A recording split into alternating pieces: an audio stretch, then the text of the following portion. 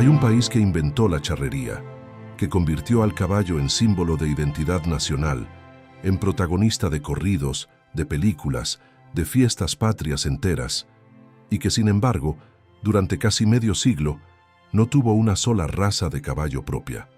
Suena imposible, pero es real.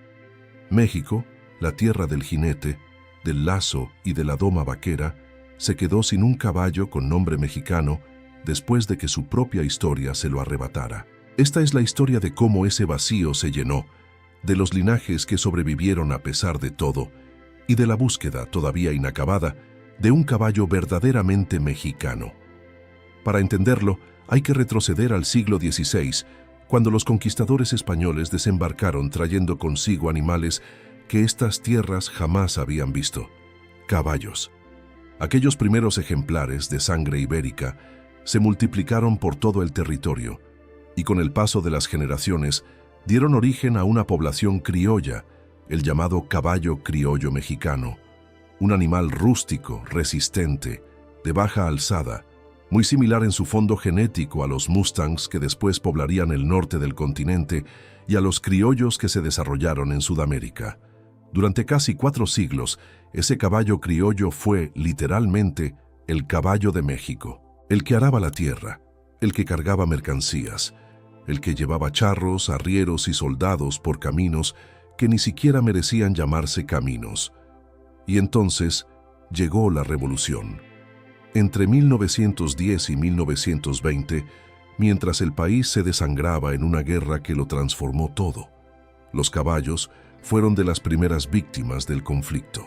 Las distintas fuerzas revolucionarias necesitaban montura para desplazar tropas, así que capturaron, requisaron y utilizaron miles y miles de ejemplares en los campos de batalla.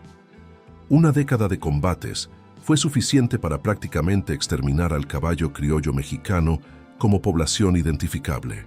Cuando la guerra terminó, México se encontró en una situación paradójica y dolorosa. La cuna de la charrería, el país con la cultura ecuestre más profunda de América Latina, se había quedado sin una raza propia. En su lugar, y casi por default, se impuso el cuarto de milla, un caballo de origen estadounidense que llenó el vacío dejado por la guerra y que durante décadas se convirtió en la población equina mayoritaria del país. Práctico, sí, pero no mexicano. Esa herida identitaria tardó casi medio siglo en empezar a cerrarse. La historia retoma en 1969, en la Escuela de Jinetes de Texcoco, en pleno Valle de México, donde un grupo de charristas y ganaderos, encabezados por Antonio Ariza, representante en México de la Casa Domecq, se propuso algo que ningún país de tradición ecuestre debería tener que hacer tan tarde: crear su propio caballo nacional desde cero. La fórmula que eligieron combinaba lo mejor de 2 mundos: la elegancia y el temperamento del caballo español de pura raza, con la potencia, la rapidez y la funcionalidad del cuarto de milla americano. El primer cruce decisivo se dio entre un semental español llamado Hilandero y una yegua cuarto de milla, del que nació un potro bautizado Casarejo, considerado hoy el primer ejemplar oficial de una raza completamente nueva, el caballo azteca. Durante los años 70, el gobierno mexicano, a través de la entonces Secretaría de Agricultura, respaldó activamente el proyecto. En 1974 se fundó el primer club dedicado a la raza, y en 1982, apenas 13 años después de aquel primer cruce en Texcoco, el caballo azteca fue declarado oficialmente Caballo Nacional de México. Fue un logro simbólico enorme. Por primera vez en generaciones, México volvía a tener un caballo que llevaba su nombre y su identidad. El azteca terminó combinando genéticamente 3 linajes: el ibérico proveniente de Andalucía y del caballo lusitano, el americano representado por el cuarto de milla y en algunos casos sangre criolla adicional, para producir un animal de entre 1,43 y 1,60 metros de alzada, musculoso pero equilibrado, de cabeza fina y perfil recto o ligeramente convexo, ideal tanto para la charrería como para la doma, el rejoneo y las exhibiciones ecuestres. Hoy la Asociación Internacional del Caballo Azteca supervisa la raza a nivel mundial, y aunque su población sigue siendo relativamente pequeña, apenas alrededor de 1000 ejemplares registrados internacionalmente, su valor simbólico es enorme. Es, hasta la fecha, la única raza que México ha logrado construir y consolidar completamente desde su propio suelo, con reconocimiento oficial. Pero el azteca no cuenta toda la historia. Existe otro linaje, mucho más antiguo, mucho menos conocido, que sobrevivió sin ningún proyecto gubernamental detrás, sin fundación oficial ni fecha de nacimiento precisa: el caballo galiceño. Su origen se remonta directamente a los caballos que trajo Hernán Cortés y sus tropas durante la conquista, animales de tipo ibérico que con el tiempo se adaptaron al calor, la humedad y el terreno accidentado de ciertas regiones de México. El galiceño es pequeño, apenas ronda el metro de alzada, pero es extraordinariamente resistente, ágil y de un temperamento tranquilo que lo volvió ideal para trabajo pesado en condiciones difíciles. Lo curioso es que su historia no terminó en México. A partir de 1958, ejemplares de esta raza fueron exportados a Estados Unidos, donde ganaron cierta popularidad como caballo de trabajo y de doma para niños, precisamente por su tamaño manejable y su carácter dócil. Algunos investigadores incluso apuntan a una posible relación genética con el caballo Zorraya, una antigua raza salvaje de la península ibérica, lo que convertiría al galiceño en un eslabón viviente entre el México colonial y la España más profunda y ancestral. Y luego está la historia más frágil de todas, la que probablemente más le importaría a cualquier persona que ame realmente los caballos mexicanos: la lucha, apenas iniciada, por rescatar lo que queda del auténtico criollo mexicano. Durante décadas se asumió que esta población había desaparecido por completo durante la Revolución, absorbida y sustituida por el cuarto de milla y otras razas importadas. Pero en distintas zonas rurales del país, sobre todo en comunidades alejadas de los grandes centros de cría comercial, sobrevivieron pequeños grupos de caballos que conservaban rasgos físicos y genéticos muy antiguos: baja alzada, extrema rusticidad, resistencia a enfermedades y parásitos, un temperamento fuerte y valiente, pero manejable una vez domado. En 2023 se constituyó formalmente en México la Asociación para la Conservación, Cría y Mejoramiento del Caballo Criollo Mexicano, un proyecto que actualmente busca definir con precisión el fenotipo de esta población y confirmar su base genética mediante análisis de ADN realizados en la Universidad de Texas, comparando estos ejemplares con razas ibéricas antiguas como el garrano, el propio galiceño, el marismeño y el zorraya, y descartando deliberadamente cualquier influencia dominante de razas modernas como el cuarto de milla, el pura sangre inglés o el árabe.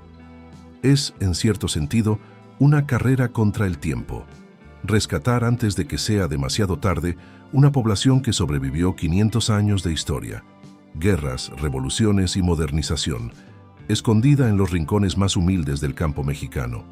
Hay más capítulos en esta historia, más recientes pero igual de reveladores, sobre cómo México sigue tratando de definir su relación con el caballo. En Chihuahua, el ejército mexicano desarrolló en su propio criadero militar de ganado Santa Gertrudis una raza equina destinada específicamente a las necesidades de las Fuerzas Armadas, cruzando caballos criollos locales con sementales pura sangre inglés, árabe, hanoveriano y percherón, buscando un animal que combinara resistencia rústica con potencia y disciplina.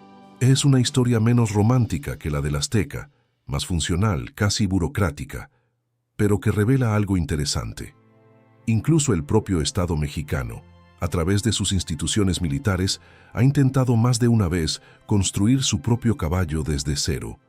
Y en Monterrey, ya en pleno siglo XXI, nació otro proyecto completamente distinto: el caballo de silla mexicano, desarrollado a partir del año 2001 en el Club Hípico La Silla. A diferencia del azteca o del criollo, este no busca preservar identidad histórica, sino competir al más alto nivel internacional en salto de obstáculos, combinando líneas genéticas clásicas de salto europeo incluyendo influencia del silla francés, bajo un programa de selección riguroso avalado por organismos como la Federación Mundial de Caballos de Deporte. Es la cara moderna, deportiva y globalizada de la cría equina mexicana, muy alejada de los pantanos coloniales y las guerras revolucionarias, pero igual de mexicana en su origen y en su ambición. Si uno observa estos 4 capítulos juntos, el azteca, el galiceño, el criollo superviviente y los proyectos militares y deportivos más recientes, aparece un patrón fascinante que probablemente pocos espectadores conocen. México no tuvo el lujo, como España, Inglaterra o los países árabes, de heredar una raza propia moldeada durante siglos de forma continua.